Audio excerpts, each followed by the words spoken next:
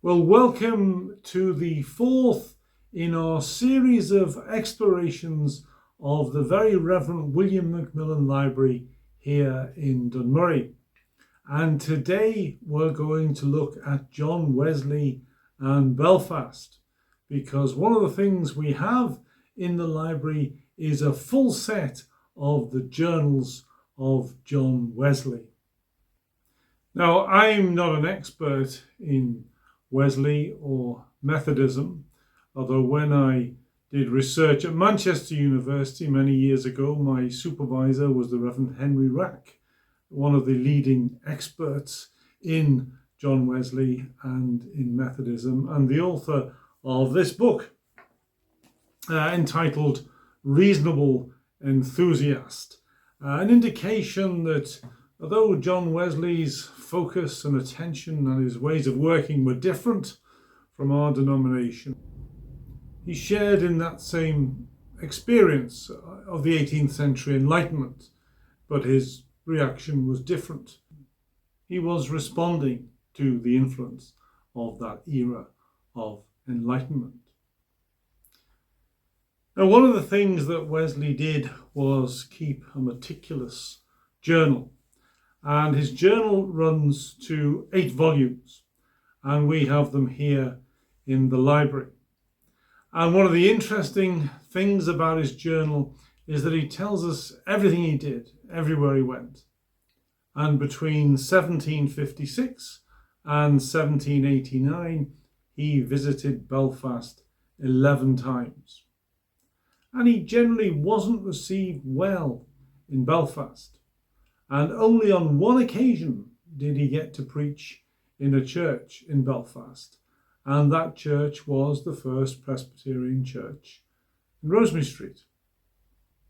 Now, Des McKeown of First Church has been doing a lot of work on Wesley's visit to Rosemary Street in recent times.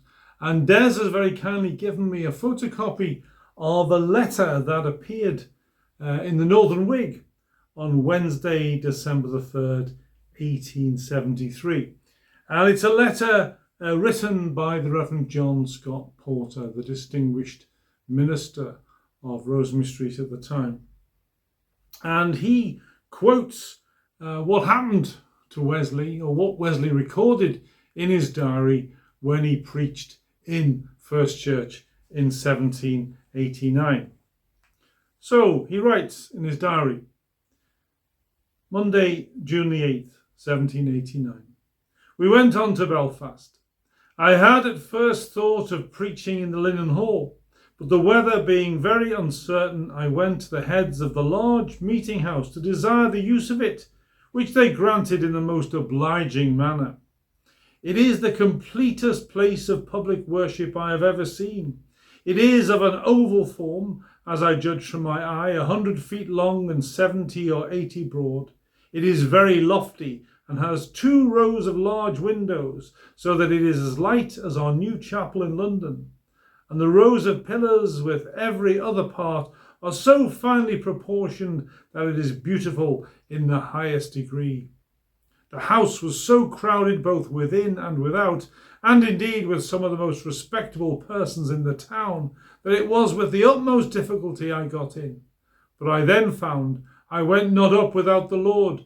Great was my liberty of speech among them. Great was our glorying in the Lord, so that I gave notice, contrary to my first design, of my intending to preach there again in the morning. But soon after the sexton sent me word it must not be, for the crowds had damaged the house, and some of them had broke off and carried away the silver which was on the Bible in the pulpit. So I desired one of our preachers to preach in our little house, and left Belfast early in the morning. So here we have Wesley's own account of his visit to First Church. And sometime later in 1873, John Scott Porter writes the Northern Whig to correct some of the things that he thinks Wesley got wrong. He can find no record of there ever being a silver buckle on the Bible to break off. And John Scott Porter finishes his letter to the Northern Whig by saying, I cannot but regret that the use of the meeting house for a second discourse was, for any cause, refused to Mr. Wesley.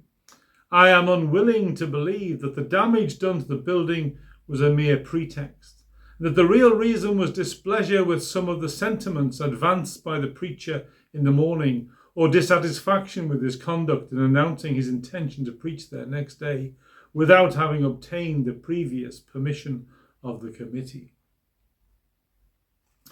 So this was the last visit of John Wesley to Belfast. But let's have a look at some of his previous visits. Now, Wesley's first visit to Belfast was in 1756. Then he came again in 1758, but he generally wasn't very well received in Belfast. Sometimes wherever he went, he would attract difficult crowds that could be unruly. And sometimes he attracted crowds that didn't appreciate his message. And on the 5th of May, 1760, this is what he recorded in his journal about Belfast. After preaching in the marketplace at Belfast to a people who care for none of these things, we rode on with a furious east wind right in our face to Carrickfergus. So, not well received in Belfast in 1760. Then let's look at his next visit in 1762. In April 1762, he found some difficulty in finding a place to preach in Belfast. So he writes in his journal, "Where to preach in Belfast I did not know. It was too wet to preach abroad, and a dancing master was busily employed in the upper part of the market house, till at 12 the sovereign put him out by holding his court there. While he was above, I began below to a very serious and attentive audience, but they were all poor. The rich of Belfast cared for none of these things." So again, not well received, although this time only by the rich. The poor, he thought, maybe were listening a little bit more closely to him. But that's 1762. And the next time Wesley comes to Belfast is 1769. And there's an important entry in his diary that year. So let's have a look at 1769. So again, it's April when he comes to Belfast. The weather can be difficult. And again, he has difficulty accessing the market house. So Thursday, the 6th of April, 1769, this is what John Wesley writes.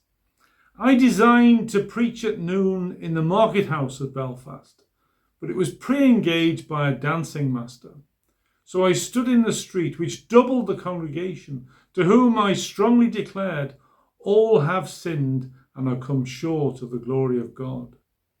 But this many of them had no ears to hear, being faithful followers of Dr. Taylor." Now this is a very revealing remark, because Belfast was still a very Presbyterian town in 1769, and the two main churches were both non-subscribing Presbyterian. And so when people are described as faithful followers of Dr. Taylor, it suggests that he is talking to non-subscribers, because Dr. Taylor, Dr. John Taylor, was himself essentially a non-subscriber, and he was minister in Norwich. And just like the people in First Church, he had a very beautiful church built some years previously, which Wesley had been to see. And we can read in his diary what he thought of Dr. Taylor and his church in Norwich. So we go back in Wesley's diaries now to November 1757, actually the 23rd, Wednesday the 23rd of November. And on that date, John Wesley makes the following record. "I was shown Dr. Taylor's new meeting house, perhaps the most elegant one in Europe. It is 8 square, built of the finest brick, with 16 sash windows below, as many above, and 8 skylights in the dome, which indeed are purely ornamental. The inside is finished in the highest taste and is as clean as any nobleman's saloon. The communion table is fine mahogany. The very latches of the pew doors are polished brass. How can it be thought that the old coarse gospel should find admission here? So Wesley admires the building of the Octagon Chapel in Norwich, John Taylor's meeting house, but he doesn't think it's the sort of place where the old coarse gospel can find admission, although it's also true that Wesley started to build octagonal chapels after visiting Taylor's church in Norwich. But the issue here was that they held different conceptions of the place of sin in human life and in terms of relationship between humanity and God. Because John Taylor wrote a book called The Scripture Doctrine of Original Sin. And he rejected this notion of original sin. He rejected this notion that human beings were separated by God and needed to overcome their essential sinfulness to find their way back to God. He believed that people were loved by God and could find their way directly to God without going through this process that was so important to Wesley. He was actually rejecting the Calvinism that held sway at the time. But he was also a non-subscriber. He wanted people to read the Bible, to make their own decisions, to make their own judgments. By contrast, John Wesley concentrated very, very strongly on the notion of sin. And all his preaching was based on a presentation of this need to acknowledge your sin and then to find your way to salvation. And this is one of the features of his notes or of his journal when he visits Belfast. He is aware that people who come to hear him, and they must be members of the first and second congregations in Belfast, are not in agreement with his conception of sin. And he says that they are followers of John Taylor. So it's an indication of how important non-subscribers were in Belfast in the second half of the 18th century. But generally speaking, John Wesley is not very well received when he comes to Belfast for those 11 visits. And one of the reasons for that is because of the strength of the non-subscribing Presbyterian churches in Belfast. They had a different view of sin, and a different view of God, and a different view of the relationship between humanity and God.